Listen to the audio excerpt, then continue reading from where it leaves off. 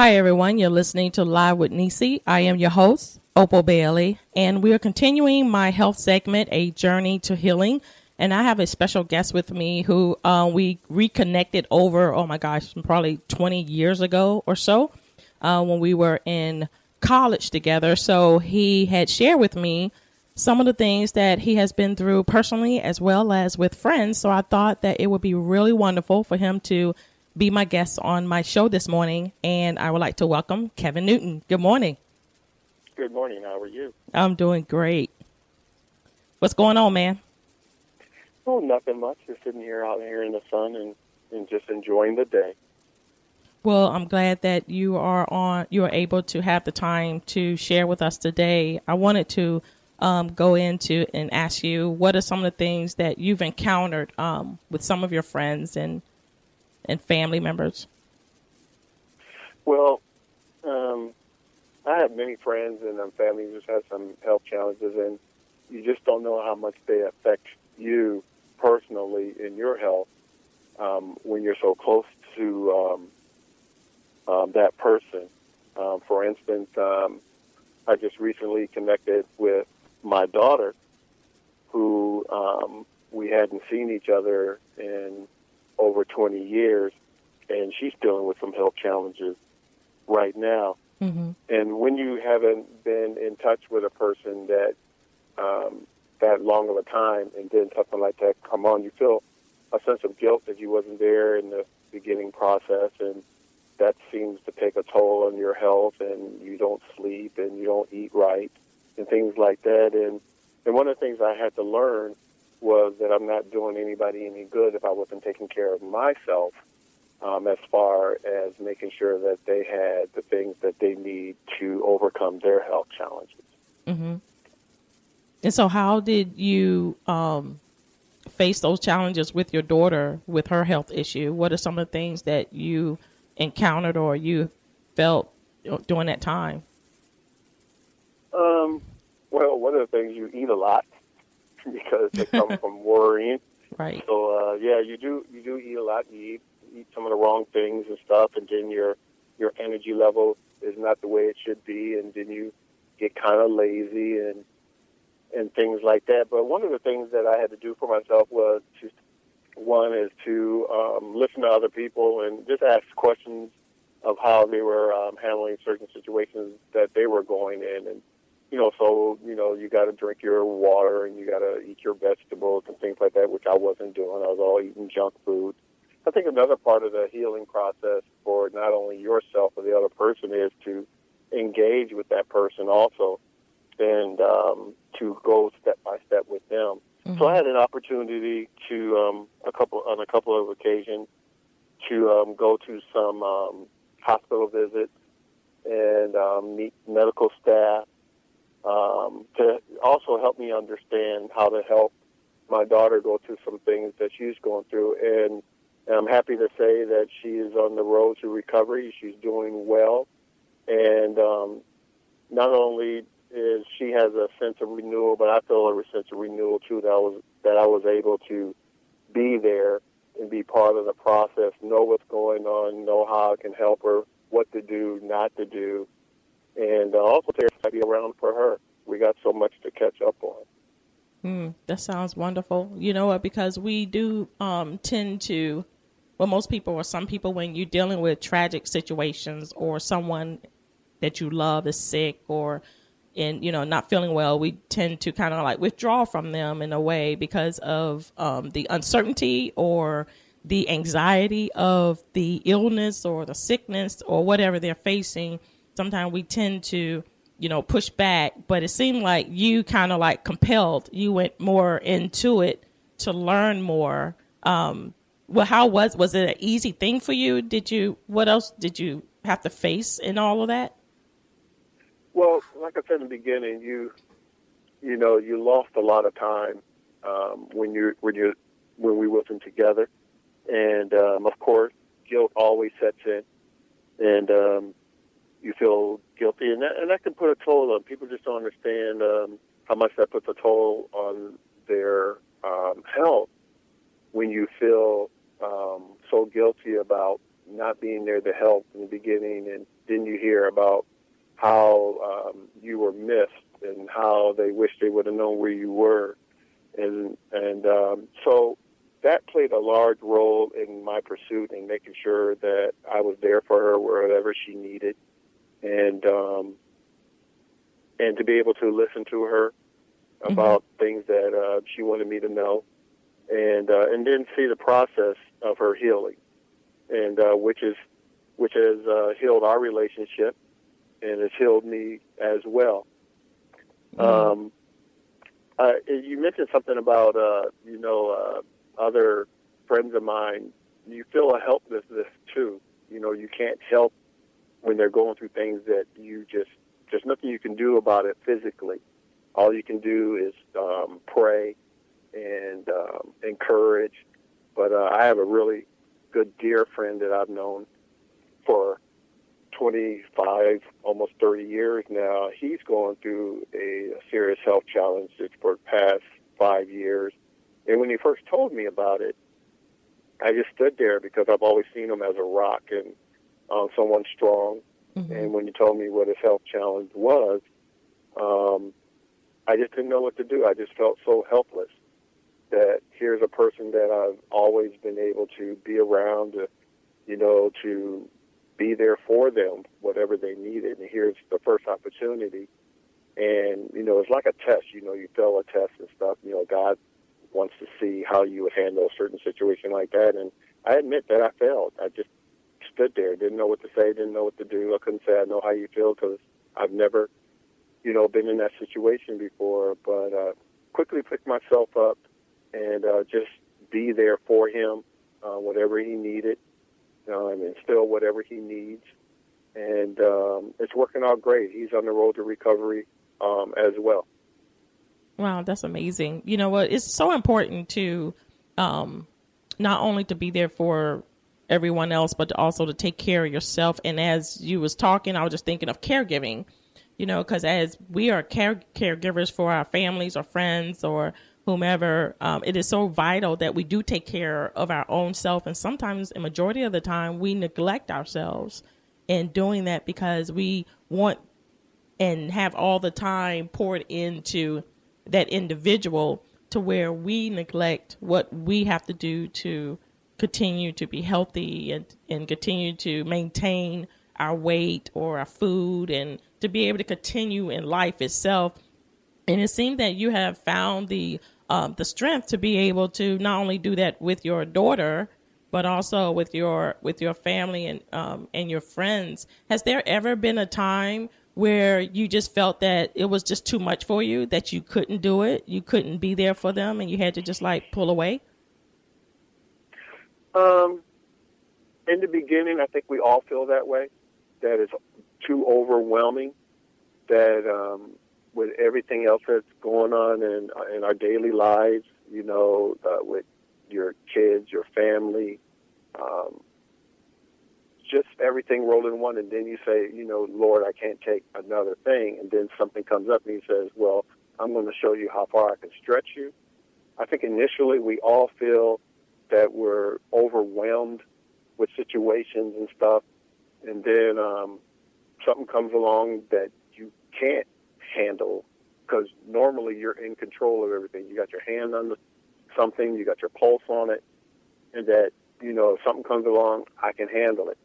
And things like my daughter's situation, my friend's situation, even my brother who was dealing with a situation, and you can't control it. And yes, you feel overwhelmed. You feel like you want to step back, and all the time that, you hear a voice in your ear saying this is not only for them, but it's for you also.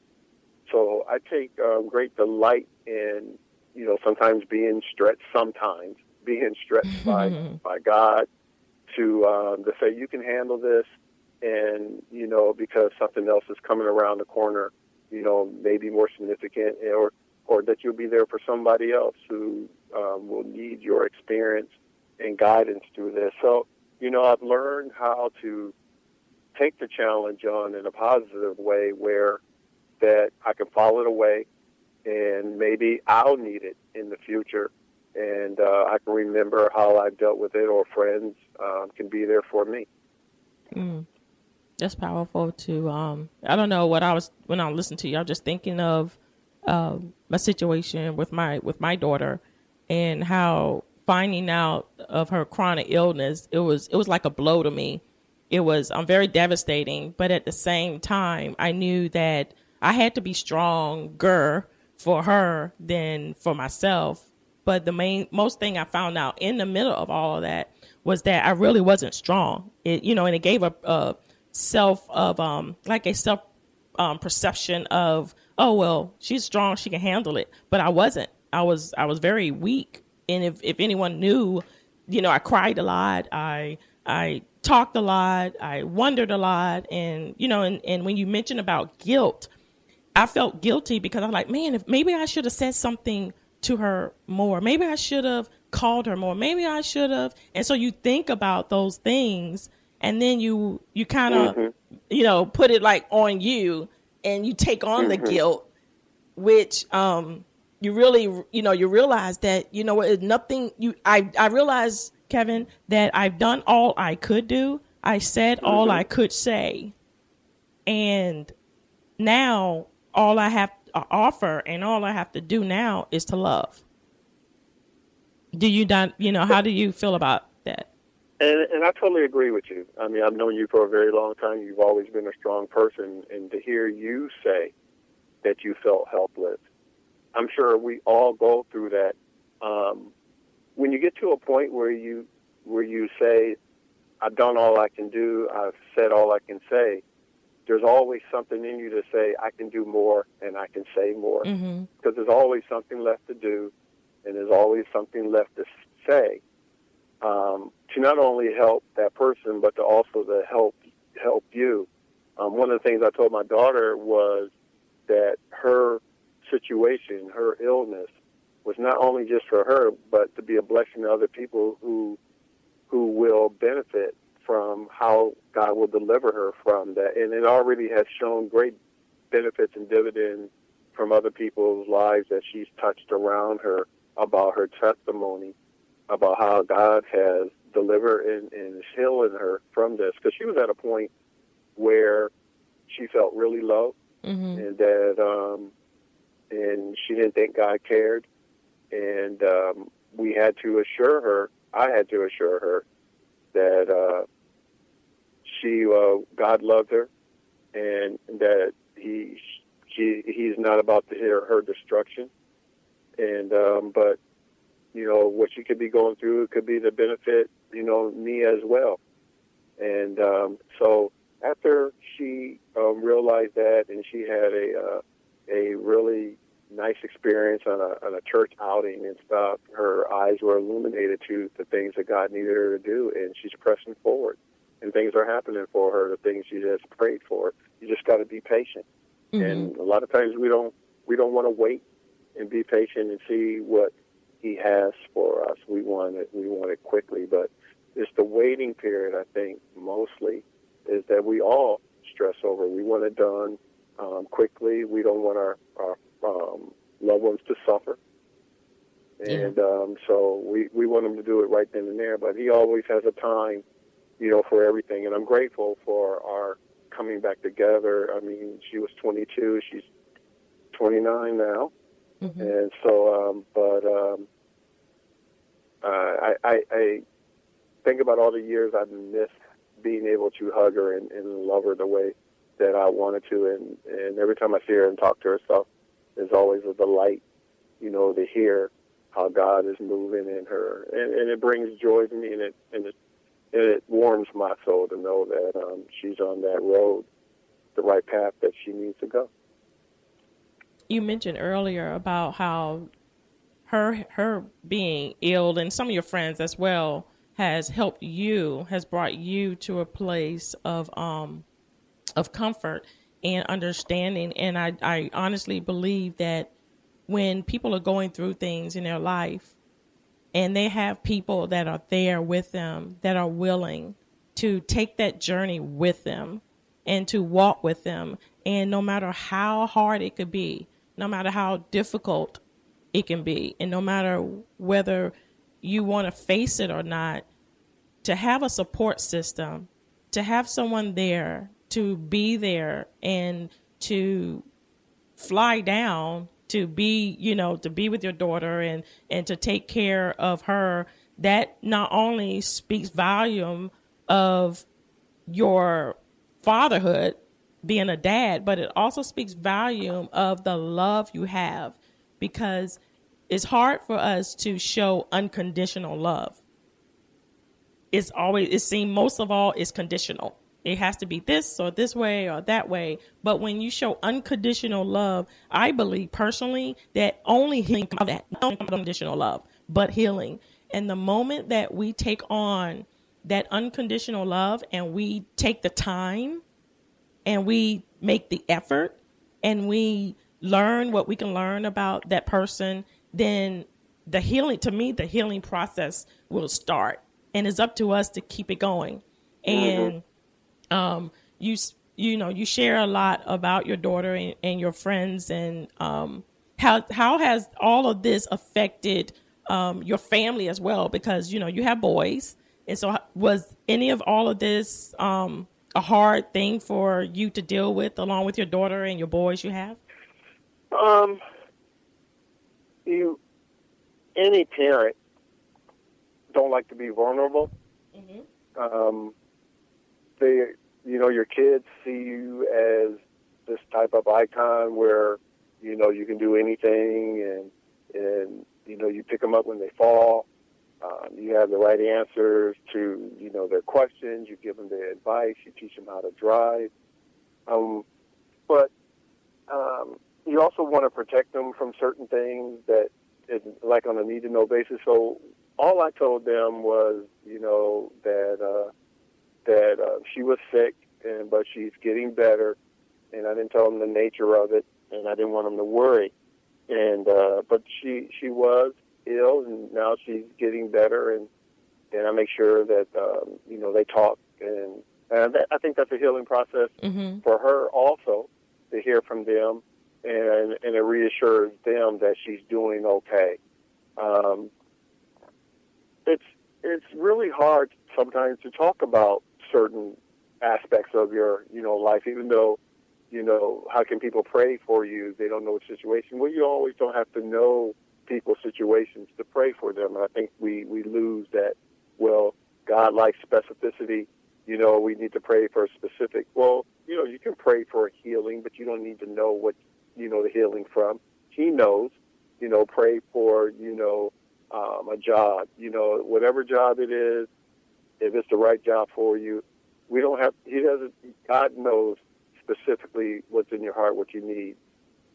So when it came to expressing, I did tell certain family members about her condition. Only the people that I knew could get a prayer through, that had a relationship with God and know they would definitely pray for her when they said they would. And I believe that their prayers has helped her through. I know people at my church. I spoke to a couple, and they have prayed for her and constantly ask about how she's doing, and the praise report that I always give them, and we're all rejoicing in that. But I think you get to a point, Opal, where you don't try to focus on what the condition is, but look forward to the day where the victory will come in. And too much of the time, I think when we hear bad news, we focus on, this has happened to that person, this has happened to that person, and stuff. But we'll say, your condition is not unto death. The Lord has told me that. And it's not just for you. It's for everybody who's around you who will benefit from that. And if I didn't believe that, I think I would have drove myself into a frenzy, and probably would have drove herself into a frenzy. But you got to believe, and what you say you believe in, and you can't waver on that. And even if God did not heal her, you still have to believe that He is a healer. It was just her time, but we can all learn from that, and other people can be healed from experiences. That's true. That's true because I have a couple of friends. Just recently, I was talking to one particular young lady, and she's dealing with her mother is very ill, and the helplessness that you do feel because you mentioned that before about wanting to help because I just wanted to go in and I didn't want to see her cry and I didn't want to see her feeling sad, and I just want to just go in and be that superwoman and just wipe away all her tears and stuff. But as I sat there and I listened to her talk and I allowed her to express her feelings and express her desires and what she was going through, it just blessed me to hear how she can share the love of her mother to that degree. And it just reminded me of my mom, who's 89 years old. And it just like, wow, okay, I get it. And we don't normally think like that. We don't normally think that, oh, well, Right.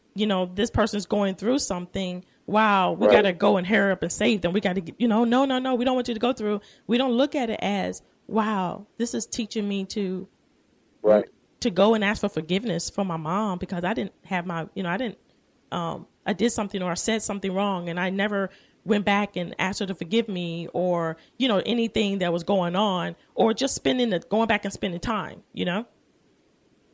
I think you're right on the right path.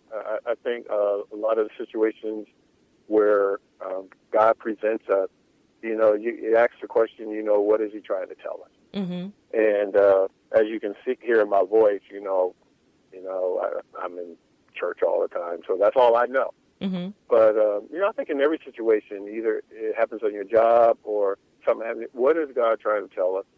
And my parents are still here. My father's 83, my mom's 80, and they have a lot of health challenges, but they still get out and they drive and they go to church. Their eyesight's good. Just little things that comes with age. I know they don't tell me everything, but there's been some time where my mom has, blood pressure will go up and stuff, and I'm 2 hours away from her, and all I got to do is get in the car, is a no-brainer, go up, and because I just need to see that she's okay. Mm-hmm. And sometimes I'll just talk to her on the phone and she'll say, don't come. And sometimes I'll show up at 1 o'clock in the morning and I'll be standing next to her because, one, I need to know she's okay, which does, good for me. And then I know it does good for her that, her son, because I'm one of 8. I'm next to the youngest. My parents, and that's unheard of in this day of time that, all your brothers and sisters are still around, your parents are doing fine, mm-hmm. and, none of us has ever been in trouble. But, as far as, when you're dealing with your helplessness type of thing that we keep going back on, when you get to the point where you feel like you can't help, there's always somebody who can help. Mm-hmm. And even if you have to get on your knees and ask God for help, that takes away that helplessness. Mm-hmm. That's something that we all can do. So I had to learn that, the hard way. Instead of walking around with my head down and saying there's nothing I can do and this is all my fault if I only had been there and things like that. And, you got to, tell yourself that you can't control everything, mm-hmm. and you never will. That's true. That is so true. Because we oh my God, that is so true. Because that's one thing about guilt. Guilt will keep you in a spot where you will constantly condemn yourself. You will constantly beat up yourself, and Mm-hmm. you won't see how you can really be a blessing and a help to that person. Right. Absolutely Absolutely right. And it also causes you to constantly keep you locked up in the past and never enjoy right now and never enjoy the present time. Oh, that's deep, girl. Oh, I'm getting deep right now. I like that. So that's deep, girl, but you're absolutely right. Yeah. Go ahead. Yeah, you're absolutely right on that. It will keep you, in the past. How can you go forward if you're dragging that baggage mm-hmm. behind you? And you're right. You gotta let it go. And that also affects your health. I Mm-hmm. haven't had any really major health challenges in my life. I've had, what, 2 or 3 minor surgery, knee, elbow, and something else. I don't remember what it is. But nothing really major that I had to stay in the hospital for, and I'm thankful for that. But I've been around a lot of people who've had a lot of health challenges. Recently, a friend of mine, actually next month is a year, a friend of mine's wife, we all went to high school together, and she passed away, from cancer. And it was a hard thing. I mean, how do you tell your friend who was married to the love of his life for more than 25 years that everything is going to be okay? And sometimes you're just lost for words, from that. So what I tried to do is I didn't try to, sometimes we do, we'll say, well, let's just give them time to heal. No, I stayed on him, and I was calling him every week and checking on him. His daughter had got married 2 months before that, and she was able to be there for that, and then she just declined. After that, God kept her around to see her oldest daughter, get married, and we were all there for that, and that was last August. But I just recently talked to him, and he's doing well, and but with time, all wounds can be healed, but it does take time for that. But instead of just leaving him alone, I just stayed on him and stuff, and he always appreciated that I stayed in touch with him, and because he ran into we grew up together in high school. We ran in different circles and stuff like that, but we all got mutual friends, Mm-hmm. and these things bring you closer together, and I got some really good friends from school that I'm still very close to, and when things happen and stuff, they give me a call, and they know that I'm always concerned about them. But yeah, when you drag that baggage behind you of pulling away, yeah, that can take a toll on you as well, because then again you're like, I could have done more, and then but then we see people 2-3 years later and say, I should have called you more. And if they're good friends, it'd be like, because I got friends that I don't talk to all the time, but when I see them, it's just like we just saw each other yesterday. And not everybody's like that, but if you care enough, yeah, you'll reach out, and they'll be appreciative for that. And it does you well, and it does them well too. So I totally agree with that statement. Well, I appreciate you. Thank you very much for agreeing with me about that. And it's just so vital to understand what guilt is. It's not a friend. It's not something that we can just hang out and have it or hang around us and stuff. It's not beneficial to us at all. But the moment we realize that we've done all we can do, and we're here now, this is now, and then we can move forward on our journey to healing. And Kevin, I have one more thing before we have to go. Is there anything else that I know you shared a lot, but is there anything you would like to leave with our listeners in less than a minute? I would just say to anybody who's out there who may be experiencing, some tests and some trials, either with themselves or close relatives or friends, nothing is ever final until God says it's final. Mm-hmm. We keep pressing on. We don't give up until there's nothing left to do. There's always something left to do. There's always something left to say. And when you can't say anything, you can always get on your knees and pray. He listens to you. And if we pray with a open heart and an open mind, and God can do wonders for us all, not only for us individually, but those who are around us. And we pray so much for other meaningless things, but when we pray for those things that really mean something, those are the miracles we love seeing. And people pray for jobs and cars and money and things like that. Those things are fleeting. Yes. But when you pray for no more babies dying and the healings of a friend, and it's not about you, but it's about others, those are the miracles that we love seeing. Well, So I Kevin, would just say, keep the faith, stay strong. Well, thank you very much for all that you've said today. And I'm sure my listeners have really been blessed by you sharing your life experiences with us. And I want to thank all my listeners for tuning in. And you can continue to hear me on TNR radio station. God bless.